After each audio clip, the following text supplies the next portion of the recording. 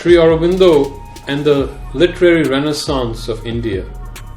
This is the title of my book, in which I talk about Sri Aurobindo's contribution to the literary transformation, the change in the attitude and the writing abilities, the themes, the myths that Indian writers, poets, philosophers indulge in.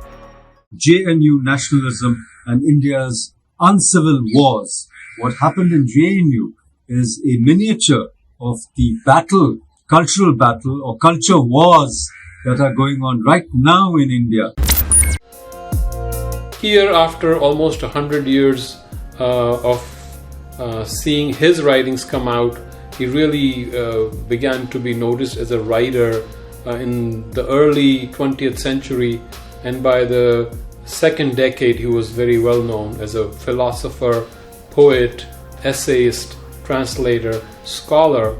And what his biggest contribution was, give us the confidence as Indians who were subjugated by the British, give us the confidence in our own ability to write and to be ourselves, to see things from our perspective, to treat Indian myths and Indian themes and be unafraid to talk about ourselves and not be looking to the white sahibs for their approval. Independence, the struggle for independence spread across the country. Sri Aurobindo brought that awareness that we have our own darshana, our own philosophy to which we can adhere and be genuine, and following that truth, our own swadharma, that is how we will have a literary renaissance. That was a singular contribution, and that is what my book is about. One is Identity's Last Secret, my book of poetry, philosophy, criticism, and yes, a tantra, all rolled into one in a visual delight, I hope. A beautifully produced, lavishly produced book, I think. And the second one is a book very close to my heart, JNU Nationalism and India's Uncivil Wars. What happened in JNU is a miniature of the battle, cultural battle or culture wars that are going on right now in India. Right and left, north and south, language, caste, creed, etc. But the book makes the point that ultimately we are all one, and JNU as a microcosm of India represents that coming together of diverse elements for the sake of the nation. I took almost 10 years to write Identity's Last Secret.